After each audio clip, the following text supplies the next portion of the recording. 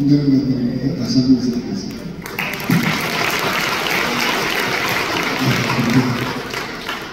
저는 지금 영화 거국전쟁 두 번째 편 거국전쟁 2를 지금 개봉을 하고 있고요.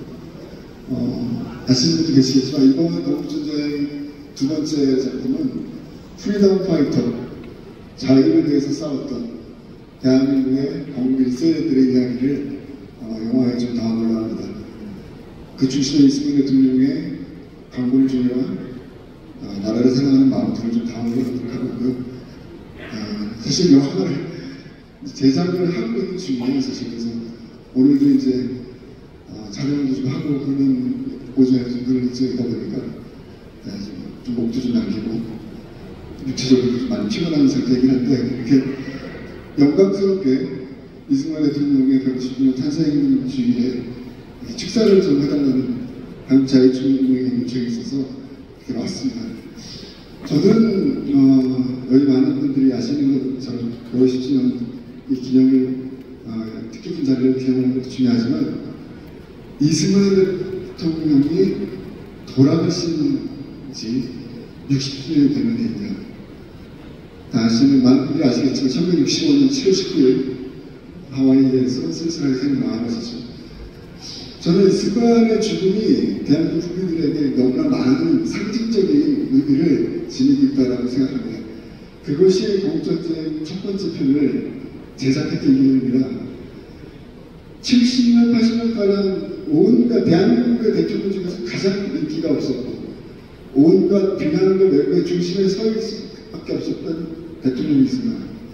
저는 이것이 대한민국 사회의 모습을 가장 상징적으로 보여주는 이야기라고 생각합니다. 다행히 그런 순수한 마음을 화면 속에 담고자 했던 그 마음이 영화 거국전쟁으로 이렇게 승화가 되면서 작년에 2024년도 이후에 무려 118만 명에 가까운 많은 관객들이 영화를 봤습니다. 지금도 놀랍게도 윤석열 대통령 탄핵 전후에 다시 거국전쟁이 소환이 되고 있어요. 그래서 무엇보다 뜻깊은 것은 2030 세대들, 젊은 세대들이 지금 이 영화를, 그러니까 2023년에 영화를 보지 못했던 많은 대한민국의 젊은 세대들이 이 영화를 다시 소환하고 다시 영화를 보고 있다는 사실이 영화를 만든 감독의 입장에서 너무나 뜻깊습니다. 이승만 대통령의 죽음에 관해서는 그동안 우리가 주목하지 못했던 것들이 한 가지가 있어요. 그 얘기를 하고 제가 좀 내려가도록 하겠습니다.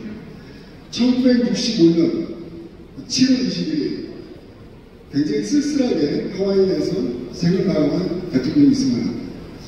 다행히도 그 당시에 벤필트 같은 장군이 있어서 미군의 협조를 얻어서 나름대로 알차게 이승만 대통령의 운과 비행기를 타고 본국으로 돌아올 수 있었습니다.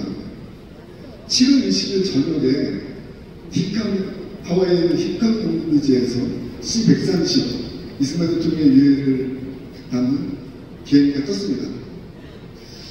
제가 작년에 이 자료를 조사하면서 한 문장이 들어왔어요. 제 마음속에.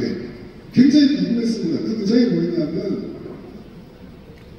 그 당시에 파일럿이, 그 비행기를 조종했던 파일럿이, 조종사가 비행기 출발을 직전에 다음과 같은 아나운서먼트를 했습니다. 안내 방송을 했어요. 이 비행기에는 대한민국의 대통령 이승만의 의미가 지금 간직되어 있습니다. 고인의 뜻을 따라서 이 비행기는 웨이크 아일랜드를 경유해서 대한민국으로 향할 예정입니다. 라는 아주 짧은 문장이었어요. 사실 어떻게 보면 많은 사람들이 그냥 그런가 보다 넘어갔는데, 저 같은 다큐멘터리 영화 만드는 사람 입장에서 너무 궁금했습니다.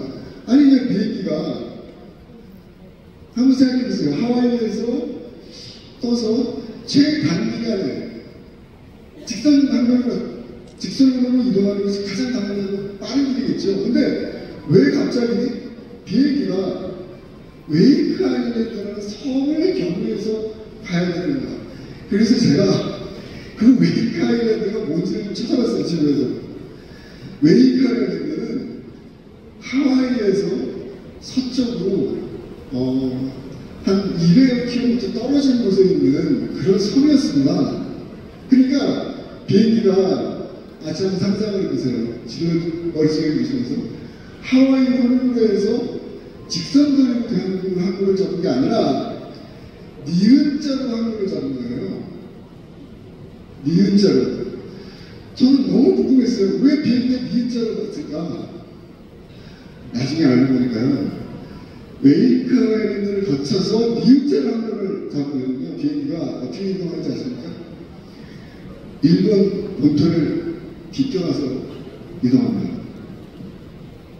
죽어서도 일본 땅 위에 날고 싶지 않았던 거예요. 그런데 지난 70년, 80년 동안 대한민국에서 이 순간을 비난하고 욕하는 많은 사람들이 무슨 친일파가 어떻고 친일정상이 어떻고 수많은 욕을 했습니다. 심지어 미국의 앞서는 얘기를 했죠. 나라를 팔아먹는 사람이라고 얘기했습니다. 기가 막힙니다. 거국전쟁2는 1편에서 다 하지 못했던 공산주의에 맞서 싸워서 대한민국을 지킨 이승만의 정신, 이승만의 투쟁의 기록을 영화에 담아 있습니다. 여러분들이 지금 대한민국이 굉장히 어렵고 있는 상황이죠.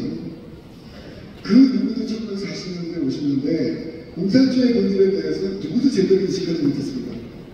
심지어 미국도 제대로 인식을 못했습니다. 그 시기에 공산주의의 본질을 누구보다도 먼저 깨닫고 그 공산주의에 와서 싸워야 된다는 가르침을 우리에게 전달했던 분이 저는 이승만 대통령이라고 확신합니다. 그렇기 때문에 그가 위대한 것이고 오늘날에도 우리가 이승만을 끊임없이 우리 역사의 현장에 다시 소환해야 된다라고 생각합니다. 거국전쟁2 올해 안에 어떤 일이 있어도 올해 안에 개봉을 할 예정이고요. 여러분들이 영화 개봉되면 많이 좀 응원해 주시면 감사하겠습니다. 감사합니다.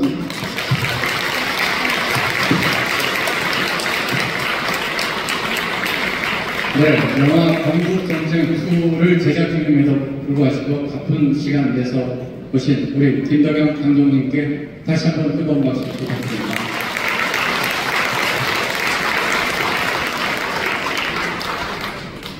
네, 여러분.